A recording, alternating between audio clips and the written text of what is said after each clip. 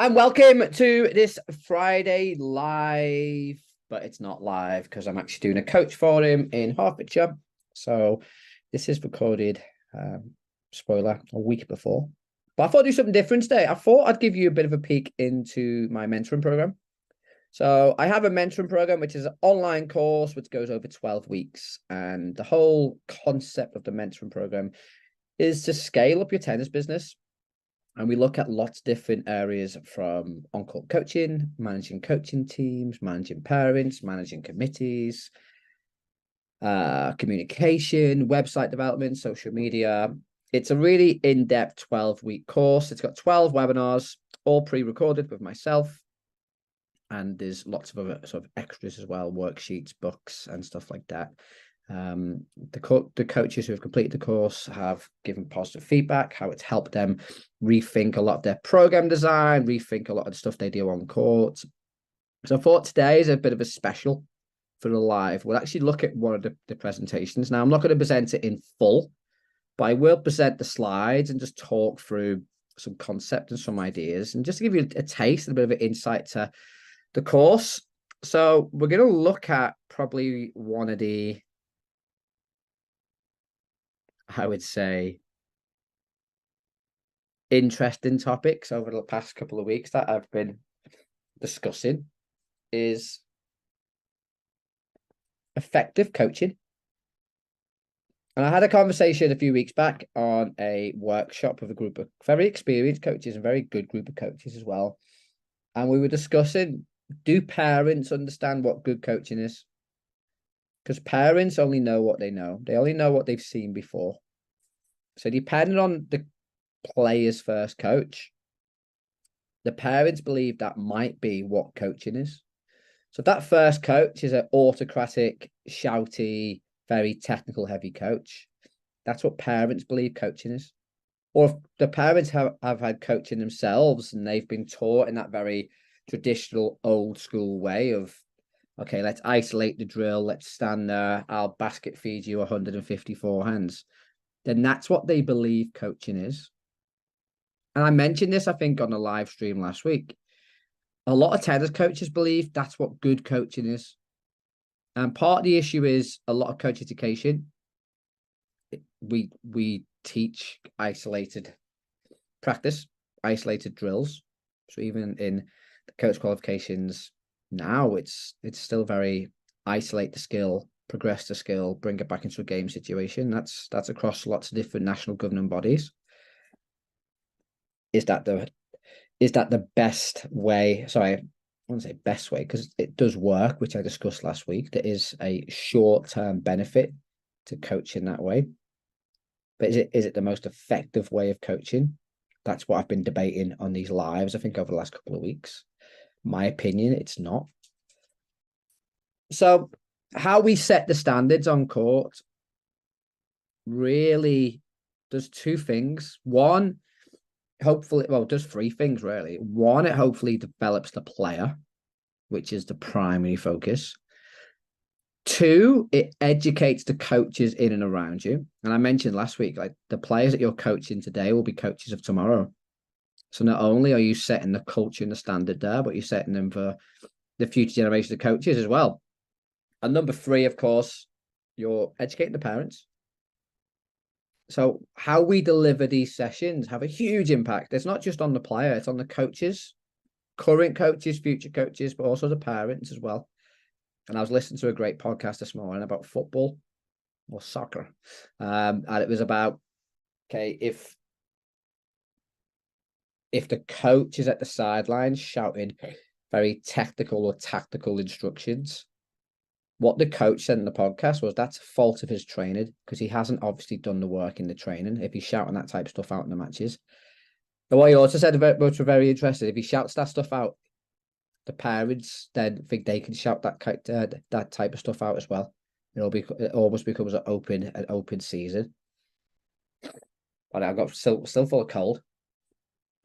Which I found really interesting because again, I was at a practice a few weeks back and a parent was at the back of the court and they were just shouting very technical, explicit instructions to their player or their child. And obviously I had a chat and said, well, that's probably not the best thing to do. Like, leave me to set the environment and the culture and the coaching. You just watch.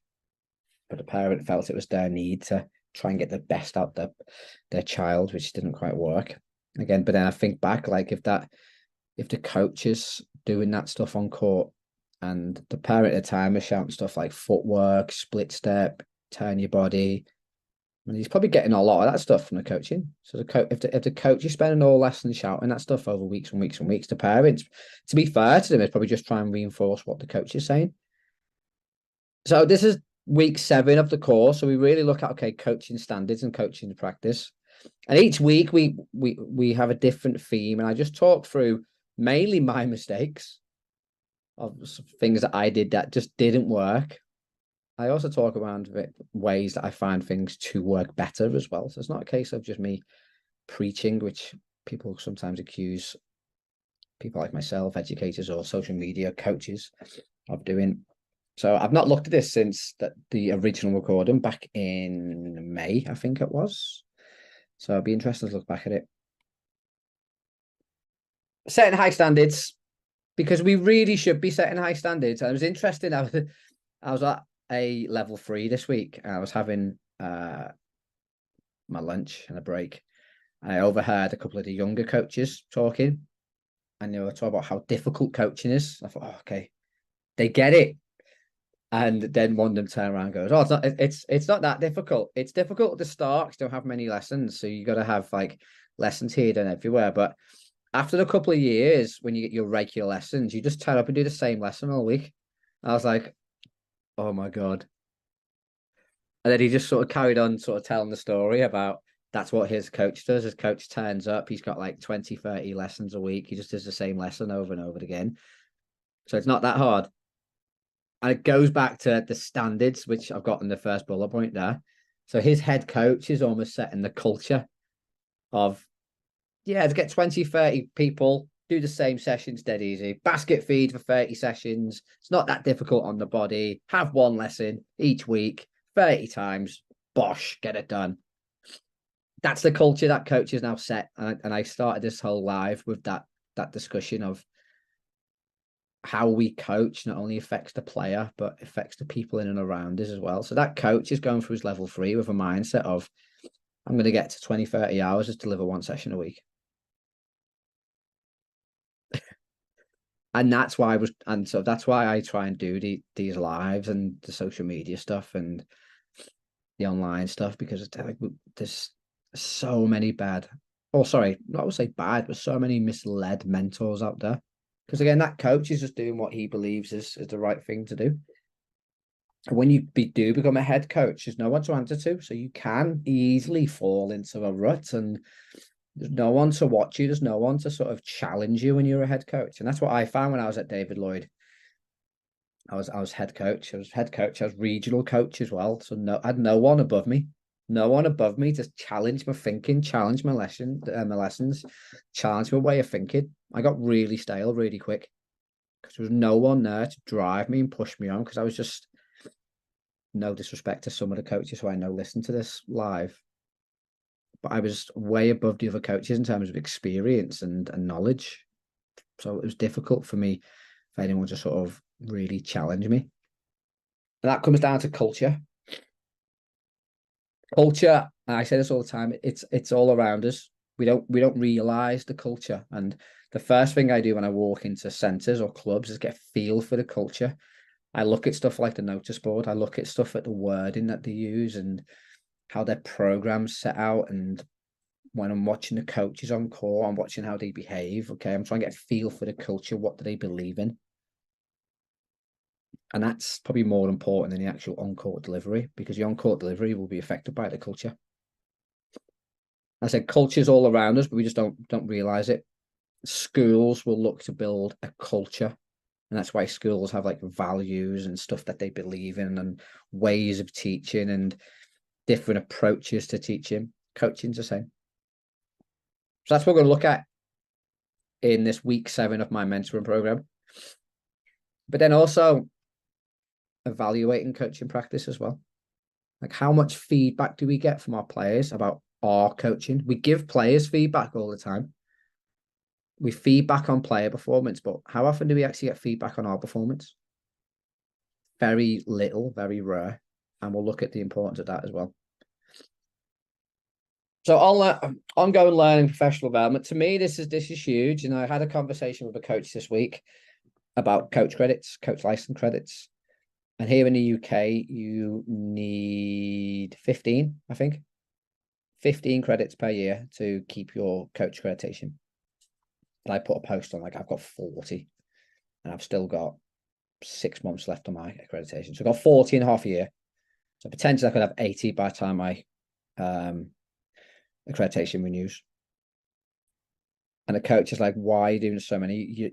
You can't roll them over. I said, well, I'll probably do another 40, 60 next year.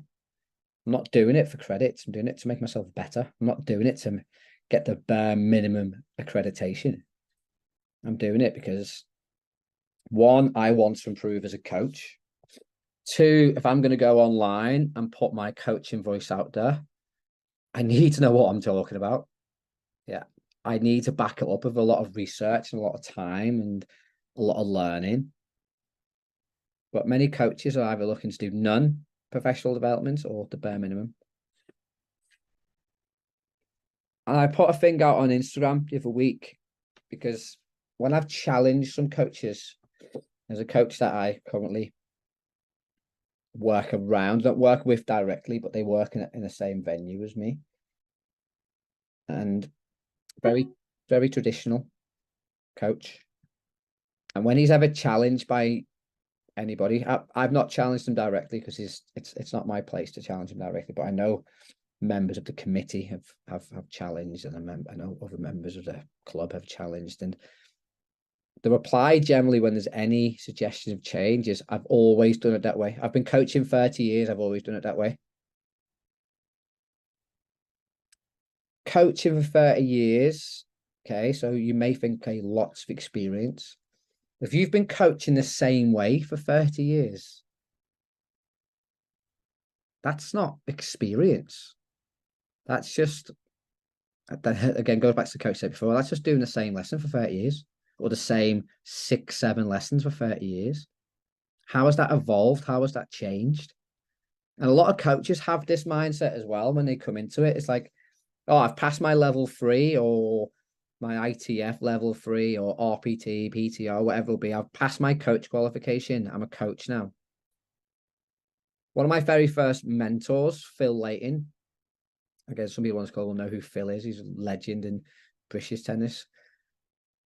I remember when I passed my level 4 performance and he sat me down and said, it's a piece of paper.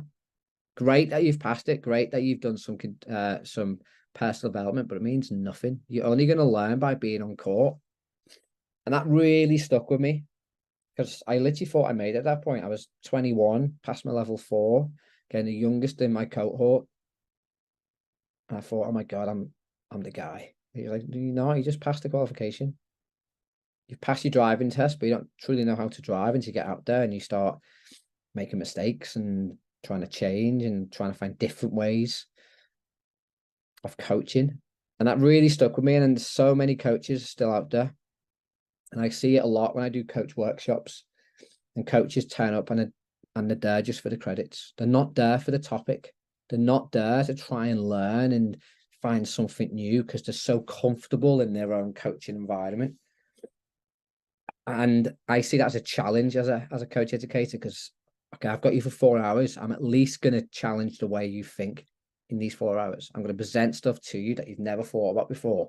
I'm going to highlight how it might be effective in your coaching. I'm also going to highlight that maybe your methods need rethinking as well. And I see that every workshop, and the start of the workshop is the same. And I always make a joke about the credits and everyone giggles, but the truth is a lot of them are there for credits. I just want to keep that accreditation. Very few of them are actually there to learn. But by the end of that 4 hours, I always try and turn you around. And more often than not, I'm quite successful. And people say to me, that was great. I love the way you delivered it and stuff. But as a coach, you have to keep evolving and changing. Again, I mentioned this last week, but this is what I'm doing on these lives. I'm trying to show you my journey and how I'm evolving my coaching. And it's going against everything I've ever been taught as a coach. Isolate drills, break down the skill, break down the technique, teach the technique first and the tactics second. And then it slightly changed to tactics first, technique second. Whereas now I'm going completely the opposite way. Because I'm constantly looking to evolve. I'm trying to find different ways of learning. But that's on me. I don't have to do it. I could just carry on coaching the same way that I have been. And it's been successful, to be honest. It has been successful. I've worked with some good players. I've developed big programs with making lots of money. But I'm never satisfied. I'm always looking for that 1% difference. I'm always looking to make, okay, how can I make this even better? How can I get my message across to the players in an even simpler manner? How can I get that player just a little bit better? And that comes down to me spending time. And one of the biggest barriers coaches say is, oh, I haven't got time to do all that learning. I run, what, 3 tennis businesses. Got coach education business. I've got coaching business, and I've got an online business. I'm still finding time every day to learn, whether it be a podcast as I'm driving to a venue, whether it be if I'm lying sort of down on the bed, I put a podcast on, I'll watch a YouTube webinar video, I'll read books. Every day I'm doing a little bits of learning. So that whole thing about having got the time is just an excuse. A bit like people say you haven't got time to go gym. You have 24 hours in a day. Let's say you sleep for 8 if you're really lucky. I'd be lucky if I get 8 hours sleep. Half an hour, 45 minutes of learning each day is that 1% difference. But we have to continue to learn as a coach. And what's the benefits? Well, the benefits are everything stays fresh. Like, I feel sorry for that coach who coaches the same lesson 20, 30 hours a week, because it must be boring. I know I was finding myself in that situation towards the end of my time at David Lloyd.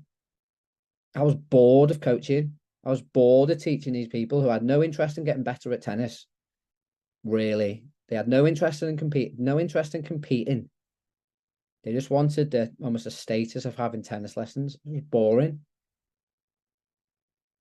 So if you're coaching the same way for 10 years, oh my God, you must be bored.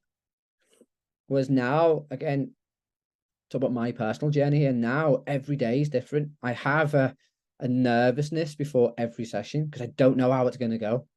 And that's one of the greatest things about the ecological or the constraint-led approach. You don't know because it's not planned. You might have an idea and a theme of what you're going to tackle, but you have no idea how it's going to go. It could go amazing. It could be an absolute train wreck, which I had like the other week. I did a session and it was bad. But I learned from that session because I set it up. It was too challenging for the player.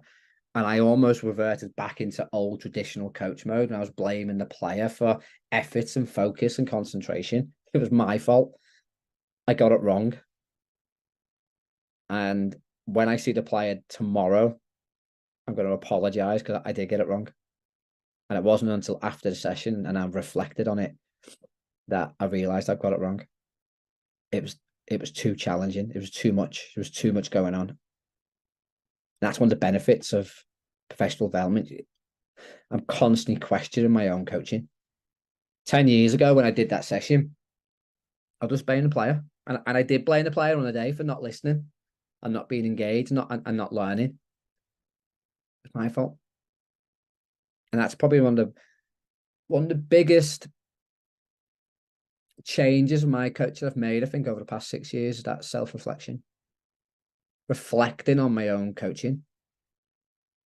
But not being overly negative. I think sometimes coaches, when they reflect, it's all negative. I always try and think, okay, 3 simple questions. What did I do well? Where do I think I can improve? What did I enjoy? And I make a couple of bullet points each one. But again, just keep things fresh.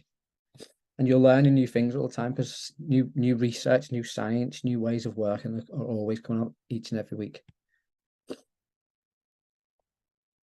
But we have to stay fresh and updated. And I have lots of conversations, don't I? I was having a conversation with a coach the other day, and they were talking about how they were developing their players around like the style of Alcaraz and Coco Gauff. And I said, well, you know, you want to look at them. You almost want to look at, okay, in 10 years, what's the game going to look like? You almost need to look at like the best under 12s in the world or the best under 14s. You need to watch like the ITF, like the Tarbs and stuff like that, because that's what the game's going to look like in 6, 7 years. It's not watching the pros now. You've got to stay ahead of the game. The game is always changing from serve volley to dominant serve to baseline players to probably now an all court era where players are playing in all areas of the court. They're coming forwards. Who knows what the game's going to be like in 6, 7 years? The game's changing, the game's evolving. As again, tennis coaches, we have to stay updated with that. But are we still teaching outdated methods? Is there a coach out there who's just teaching players to hit huge serves and not ball three? Are they thinking back to the Ivanisevic, Greg Rosetsky year? Are the coaches out there teaching everyone to serve volley still? Even though even in doubles now, most players are either staying back. It's very rare that someone will serve volley all the time. So are we staying up to date? And are we using technology? So are we utilizing technology more in coaching? And this can be on court and off court. So off court, are we doing video chats with parents? Are we leaving video messages? Are we leaving audio messages? Or are we sending cold, hard, out of context emails still? Or text messages? One giant thing on social media is video now, because people listen to you and hear you and they connect with you via video. Much more relatable than text. So are we using that type of stuff with our parents? Something that I'm going to explore over the next couple of months is just dropping little video messages into WhatsApps about how the player is getting on or areas of work or things that we're doing. Just 30-second clips to build that connect, build that trust with players. Then we also got the stuff like swing vision. Are we using more data-driven analysis? Because if we're using data, data doesn't lie. Stats don't lie. An opinion is just an opinion. So if I could say to my player, okay, I believe we need to work on your forehand, and they'll take that as opinion. They might have a different opinion. Another coach might have a different opinion. The mum or dad might have a different opinion. But if I get the stats out and say, well, we're missing 80% short balls down the line, you can't argue with that. And again, using analysis and data is now huge. And I think we've got to be careful how we present that to them as well, because it may have a negative effect or it may be a positive effect. But even, are we looking, again, at a slightly higher level, but are we using scout reports? Are we watching players, and rather than going back and saying, do you know what, Steve's forehand's huge? Are we watching players and going, you know, his forehand's huge and he sometimes uses it in this situation. So if he gets a short ball out wide on the forehand, he more often than not goes down the line. So rather than saying that they've got a big forehand, like, can we put some context to it and stuff with stats and analysis? Yes, there's stuff like Swing Vision and lots of different apps out there that you can do match analysis with, but are we really using it in the right way? I'm not too sure. I know a lot of parents, when they've done match analysis for me, it's always the negatives. I'm like, well, let's focus on the strengths. What do they do well? Don't tell me what they didn't do well. Let's focus on the strengths. Because as a parent, I want you to feedback good stuff. I want to feedback negative stuff. And again, that's something that we discuss in one of the webinars for the mentoring programs, dealing with parents and helping them understand. And it was a podcast I released a few weeks back as well, but how parents communicate with their players. So are we using data analysis and stats? And it's an interesting one because video analysis as well. I think in the original mentoring program, I talk about video analysis, and it is powerful, but it's just how we use it.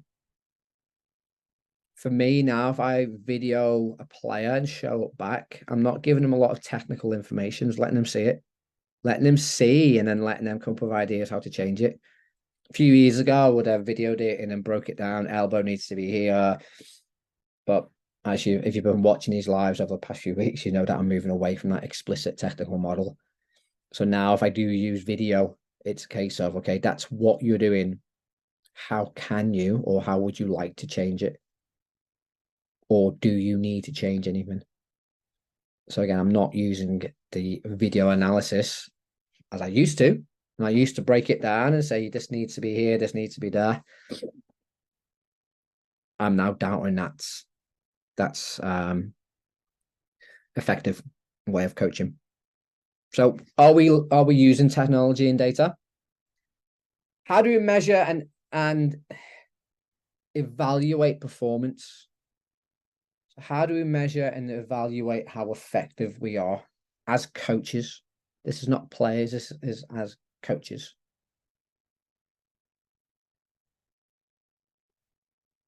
I think it's important to measure performance because we need to know what we're doing is effective. So what can you look at? Number one, look at your retention. So retention is how many players sign back up for the next term, or how many players you keep within your program. Your retention levels should be in and around 85 to 90% because you can't keep everybody. It's impossible. Things change, timetables change, people move away, people find other things, people just fall out of love with it. It's not really to do with you sometimes. It's just their journey. They're just not into tennis as much as other people. So I'd definitely look at retention. How many players you keeping in your program?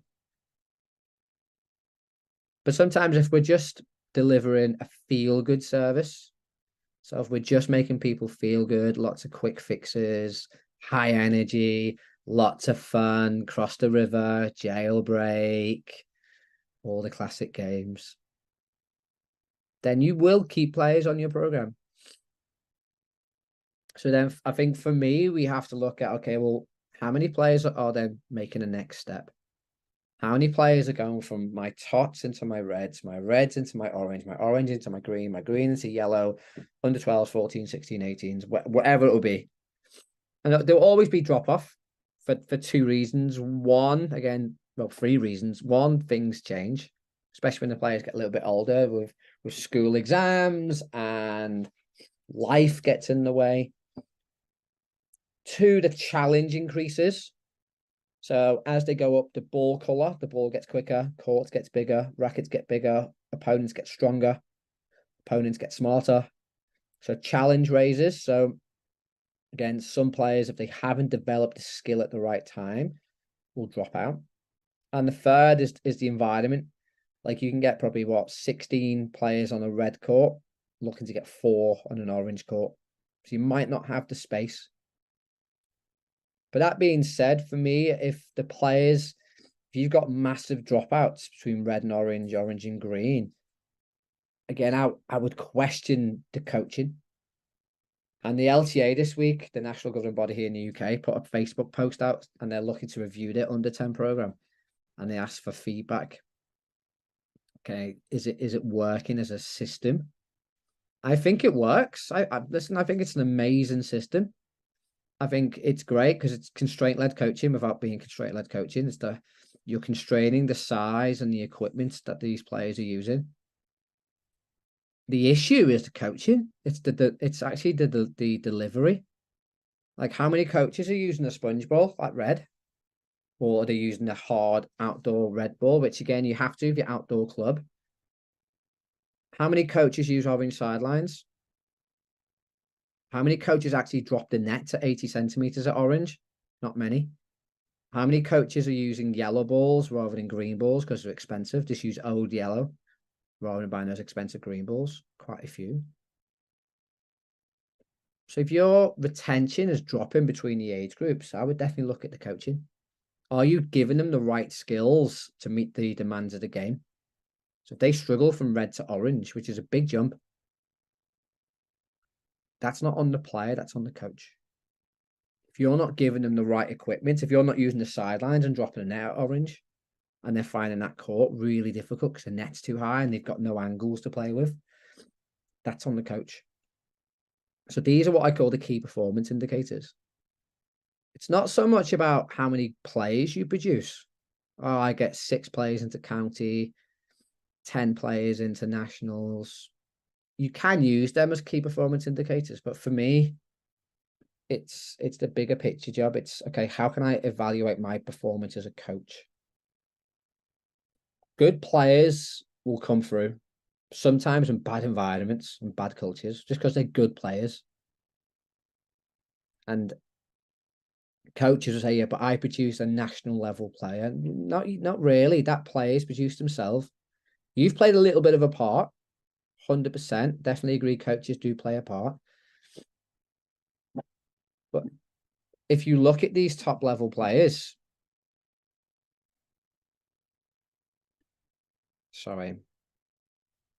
if you look at these top level players, then a lot of the time, they're just going off and playing tournaments. They're playing so many tournaments that they're learning despite the coaching. So I don't think we can look at player performance as an indicator, because good players will find a way.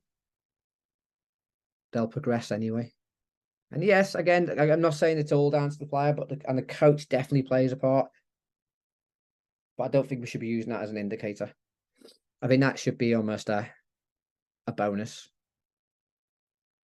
Because I think if we, and I've mentioned before, if we produce good people, the side effect is we also produce good players. So I think retention, and then if you look at your drop off between, that's a really good indicator of how effective you're doing.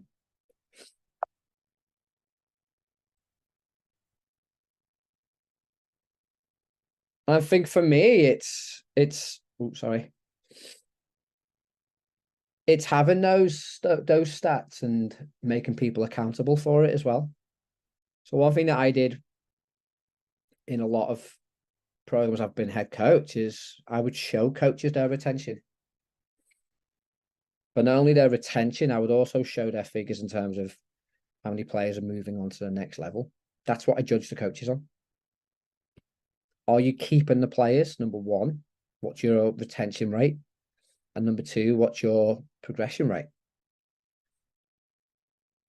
Because that's what I'm judging you on. Can you keep people in the game and can you make them better? And some coaches don't like that. But how else can we judge how effective our coaching is? It has to be based on those two figures. It shouldn't be based on the best player in the group. Because I mentioned before, that best player will be good anyway. It should be about those two key things. And making coaches reflect on that. Okay, yes, I am really good at keeping players in the game, but they're not progressing. Okay, we maybe have to look at all the hit and giggle games you're doing. Are we actually developing skill? Are we actually developing players, or are we just babysitting? Because I believe we have to do both. We can't just be a babysitter, but a professional coach. So there are just a couple of things that I bring in when looking at effective coaching and what and sort of what it means. But also, again, this is something that very rare. I think only a handful of coaches over the years I've seen do this. Is okay, how can we improve through feedback? I think we have to look at feedback as a two-way communication tool. As coaches, we're very good at giving our opinion and our feedback on other people's performance. But how often do we get people to feedback to us? Not very. How often do we send a survey out saying, do you like the session? What do you like about my coaching? Is there anything I can do better? I think only one coach over the last 10 years have I ever seen do that. Asking, okay, ask for feedback. And I'm always asking feedback. And I think I need to do more. I think even now we're week 6, we've got half term next week. I might ping out a message to the parents and say, okay, all the players, and say, okay, what did you enjoy this term? What didn't you enjoy? and how can I be better for you? And just get the players to feed that back. And it could be, they could put a name to it. They could fill in a survey.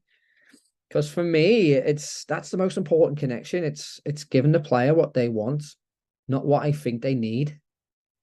And more often than not, coaches do that. They give what they believe the player needs, but not what they want. And that's back to front. Again, to me, that's just ego coaching. I know what's right for you, so I'm going to give you it no matter if you want it or not. It's ego coaching. It's not player-centered coaching. Of course, like this is difficult if they're quite young. You may have to tailor the questions a bit simpler because, again, obviously they're going to enjoy the funny, silly stuff. But then can you hide a lot of coaching in fun, silly games, which I think you can? They may not like the match play. Okay, so then you're going to have to make that match play fun and silly. If they like fun and silly, but don't like the serious match play, then you've got to bring some fun and silliness into the match play. And it also makes people feel valued because if you give people a voice, and I talk about this a lot now, if you give people a voice, it gives them value. It makes it almost seem like you care and you actually take an interest in what they think. I know that blows a mind of a lot of tennis coaches on this call, but that's what it's about. It's about them. It's not about you. And so many coaches are delivering coach-centered sessions. It's all about the coach. I give the feedback. I don't want to hear your thoughts. I'm the expert. You listen to me. It's back to front.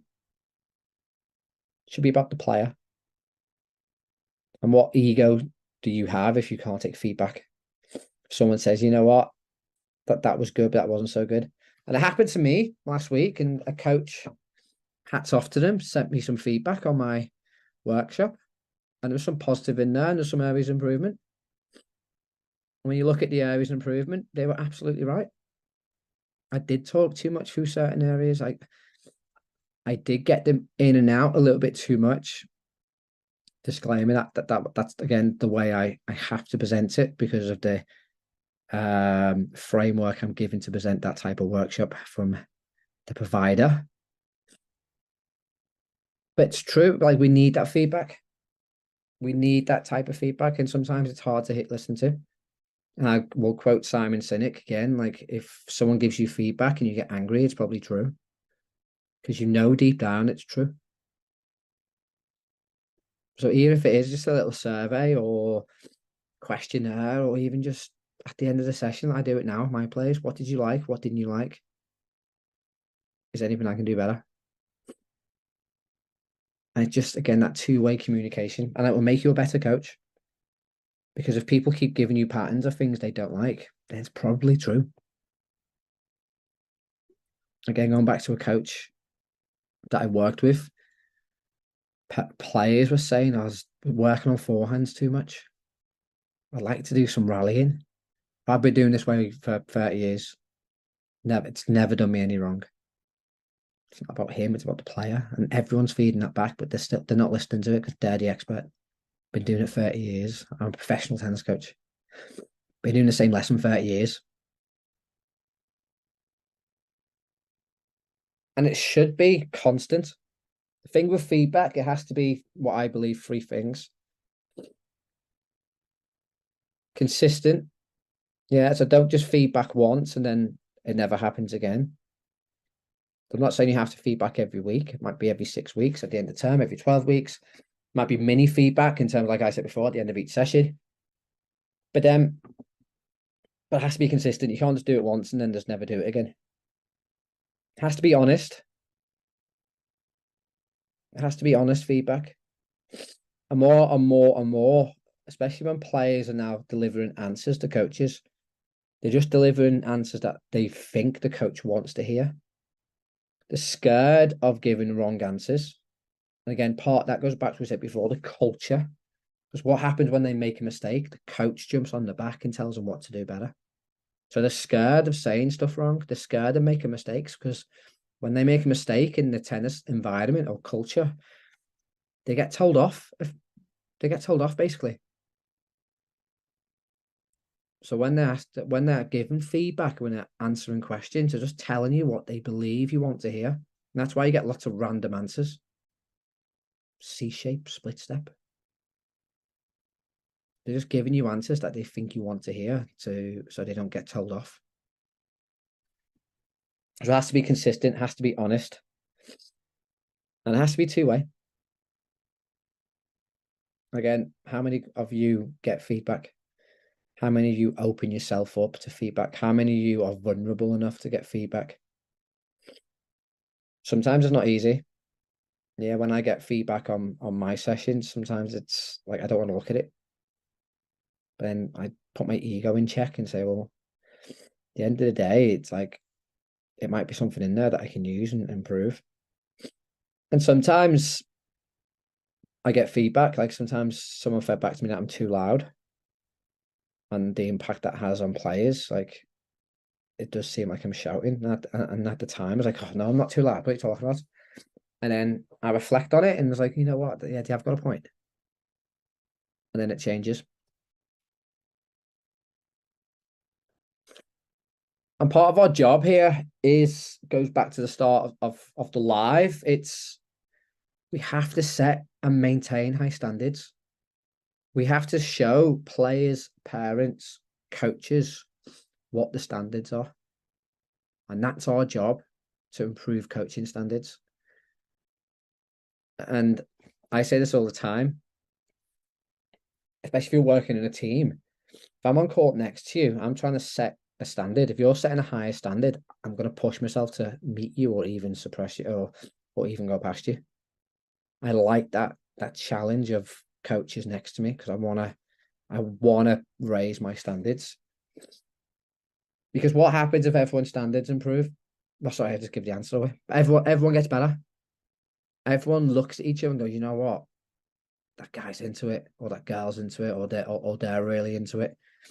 Oh, okay, I've got to bring my game. If you're on court next to me, you know I'm bringing energy, I'm bringing volume, I'm bringing a player-centered approach. If you're on court next to me and you're quiet or you're autocratic and that technical heavy coach, then the standards are going to show between us. Again, I'm not being egotistic here, but I do believe that when I work in environments, I see other coaches implementing some of the stuff that I do. It might be a practice design, it might be a way of talking, it might be just something that I do on a consistent basis, and I take that as a compliment. But then I see coaches do stuff, and I'll watch coaches deliver really good sessions, and I'll take stuff from them, and I'll make it part of my coaching. But everyone gets better at that point. And generally speaking, it's the head coach sets those standards. Like this week, I've seen 3 tennis coaches sit on benches during sessions, sitting on the bench at the side of a court while the players are either playing a match play or it's in the squad session and they're drilling, which they just sit at the court, sometimes on their phone, sitting on their phone, just working or just texting or whatever they're doing. What kind of standard is that setting? What type of environment are they creating for the player? It makes everyone look bad. But then we have to establish what's expected of the players and the coaching team. What are the standards you set? Are coaches allowed to sit down on court? I sit down, but when the players are sitting down, if we're having a drink and it's a break, then I'll sit down with the players. I won't sit down mid practice. I'll go to the toilet, but I'll go to the toilet when the players are having a break. I won't go to the toilet almost said drill then, mid practice, because then I might come back and they have a break and I've missed them practicing. Players are also expected to go to the toilet when we're having a break. I expect 3 things from my players, and I say this to all my players. They ask questions, they answer questions, and they listen to opinion. I set 3 things for myself: to ask questions, to answer questions, and to listen to opinion. So my standards to the players are the same as me. I would never expect my players to do something that I'm not going to do. I say it to my players all the time. It's a team effort here. We do this together. The players generally sets the standard in terms of their engagement and their listening. I mean, my job is trying to help get the better, maybe raise that standard. But sometimes the players give me a 1 out of 5, then I'll drop to a 1 out of 5. Because why? Because why should I work really, really hard? And then we'll have that conversation, and hopefully it will help raise the player. But also sometimes, how many coaches do you see who are putting no effort in because they're tired, they've had a long day or a long week, and the players like really buzzing? So me, we both set the standard in terms of engagement and commitment to the session. And we work together to either pull each other up or sometimes calm each other down. We're a team in terms of standards and commitment. But we have that expectation of this is what we expect. And I used to always say it when we both walk through the door, okay? We set the standard, we set the what's expected of us together.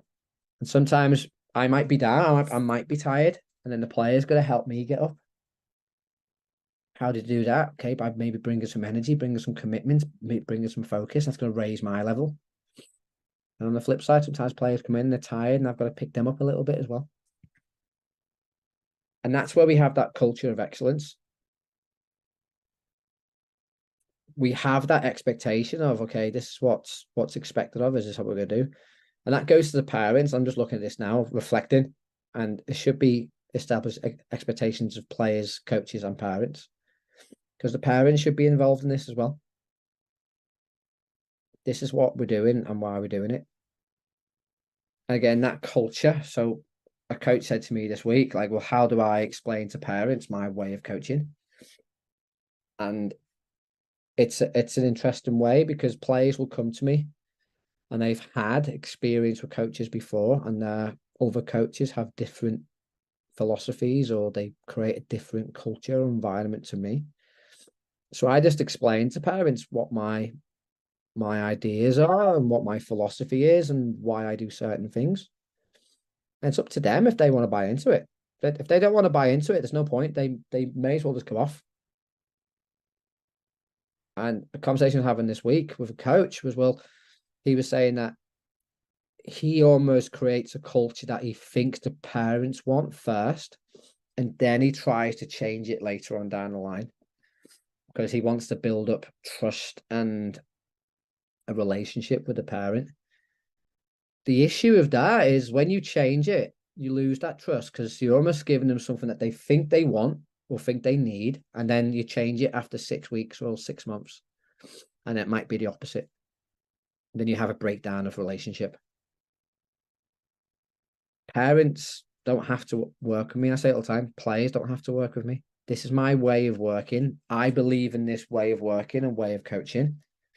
I'll give them the science. I'll give them the research. I'll give them the experience. You either take it or you don't. This is if you want that heavy, technical, shouty coach, there's one over there. If you want a coach who actually really cares about the player and is really focused on developing the skill and really focused on developing skill under challenge, then you might want to stick with me. Can't guarantee success, but that's my way of doing it. And I think sometimes, again, one of the coaches mentioned it on the workshop the other week that I talked about before. A lot of coaches aren't coaching the players, they're coaching the balcony. They're coaching the parents. They're almost giving the parents what they believe they want. Goes back to the start of this webinar. Parents have no idea what good coaching looks like. Generally speaking, they've seen some pretty bad coaching, and they think that's what coaching is. So part of our job to set that culture of excellence. And what happens if you do set these cultures and environments up, then it just transcends into high standards of on-court success. You have happier players because players are making decisions, they're problem solving, they have a freedom to explore and develop. They're not in a conscious state of fear of you having to go at them all the time. Parents become happy as well. Why? Because the kids are happy. Parents only want two things: value for money and progress. And if you can drive that success through good coaching, good quality coaching, then you have better players, you have more players, you have happier parents, and the parents are more engaged as well. But you also create that success culture where everyone's getting better, so everyone wants to improve.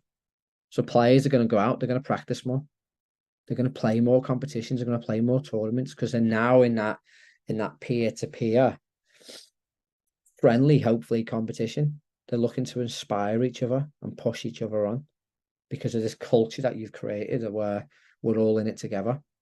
It's a team environment, but in a very individual sport.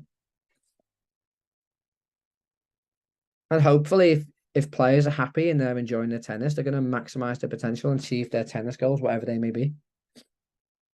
Players are not going to achieve their goals and reach their potential if they're not happy. If they're just getting the same session week in, week out, they're not going to improve.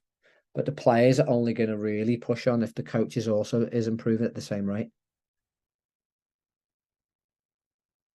And it goes back to the start of the webinar. It's not about I've done it this way for so many years and it's always worked. Every single player, every single group or cohort is different. You can't coach your group of players this evening the same way that you coached your players a year ago. They're different people. So therefore, as a coach, you have to evolve and change as well. You have to constantly evolve and adapt your culture. So there we have it. I think for me, we have to evolve and evaluate our coaching practice. Are we just doing the same things we've always done? And some of it may be quite successful. But I guarantee there's areas for development there as well. So can we maybe change some of the things that aren't quite working? Can we make what's working from good to great?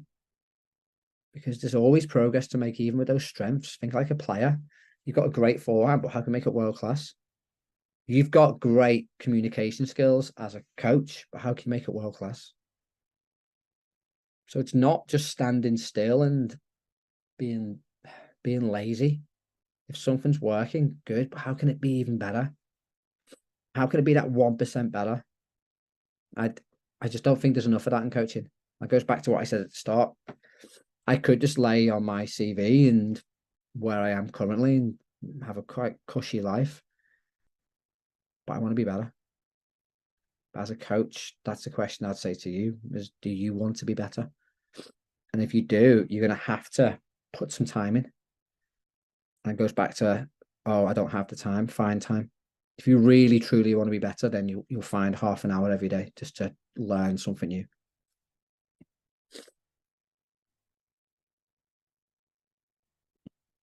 And again, feedback, get a mentor to ask questions, to challenge beliefs, get players, parents to feedback on you, have a commitment to getting better. And it stresses me out how many coaches just don't want to improve. They just don't want to improve. Oh, I've always done it this way. Oh, I watched a video on Mouratoglou and I'm following his approach. Good luck with that. Because the players he's working with are not the players you're working with. And he's got a team of coaches behind him that you don't see on the camera. I'm not going to go on a Mouratoglou rant. But how are you going to improve? And it's not just be copying someone, not just copying me. I'm not just copying someone else. Like I've got a lot of people who I look up to. I'm not copying their way of coaching. I'll take elements that I really like, but I'll make it mine and make it unique. And that's what you should be doing as a coach is hopefully in this webinar, there'll be stuff in this webinar that will relate to you and you'll think, yeah, I really like that. I'm going to try that out and take it away. Do it, change it, make it your own. There'll be stuff in this webinar where you look at it and go, oh, I don't like that. Yeah, I don't agree with that. Absolutely fine. Don't use it then. It's not for you. And then you just evolve and change your own practice. Not everything that you'll see and hear from me, you'll relate to. Don't have to use it. There's a lot of stuff that I see my mentors do and that I like, but there's stuff that I just don't relate to and I don't want to use. That's fine. But always look to evolve and change it for yourself. So there we have it. A little bit of a different live this week. Just going through the slides. It's interesting because when I filmed the mentoring program early this year, I was in a bit of a different headspace in terms of my coaching. So I'm now just looking through those slides thinking I might need to go back and re-record some of those webinars and change some of those slides because my coaching's evolved in 6 months. A lot of the stuff that I said in those webinars, I might not even agree with these days. And that's what the whole point of continuous development is. You're always looking to evolve and change. There's no set in stone way of doing something. Tennis coaching is not linear. It's not just an A to B situation. It's an A and you're all over the place. And I said that's where I'm at with my coaching now. I did a webinar a few weeks back on norm drilling and closed practice assessments. 2 months later, I don't agree with them. I did a webinar on it 2 months ago saying how great it was. I look at it now and think, well, is that really a true reflection of a player's ability? So in 8 weeks, I've changed opinion.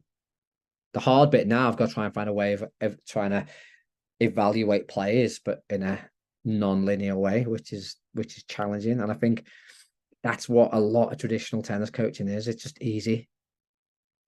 It might not be best for the player, but it's easy for the coach. And it goes back to that, are we coach-centered when we teach, or are we player-centered? I think some of that stuff is coach-centered. So there you go. Hope you enjoyed this live. If you stuck around right to the end, fair play. A lot of there's me just droning on about coaching and players. As always, if you have found value or got any questions, either leave them down below in the comment section or email me, steve@mytenniscoaching.com. If you'd like to support me, but also more importantly, invest in yourself, please do check out My Tennis Coaching Guild over at mytenniscoaching.com. And that's an online community who have access to lots of premium content, such as webinars, live Q&As, live workshops, articles, practice design videos, and so much more. Just click the big white button at the top of the screen and give you all the information that you need. And until next time, now next week I am in New York, so it'll probably be a pre-recorded video again, unfortunately. But I am planning on doing a live Q&A in a few weeks' time. Let me just get the date for you. The live Q&A will be on the 9th of November, midday, 12 p.m. London time. It's going to be hosted on my website. So if you head over to mytenniscoaching.com, go to my workshops, you can then secure a place. It is free. The reason why I'm doing it on the website and not through YouTube or Facebook is when I do the stream, because I stream to lots of different platforms, I can't see the questions in real time on the platform that I'm using to do the multi-stream, not the multiverse, the multi-stream. So I'm going to host it on my website just so I can see people's questions in real time and react to them in real time without changing screens. But it is free. All you have to do is just log in, just put your details in, and then you get a notification and a link to the stream. So please join me for that. And until then, have a great week. Rethink your coaching, rethink your approaches. Can you make what's good great? And what's not quite up to standard, can we raise it as well? Have a great week.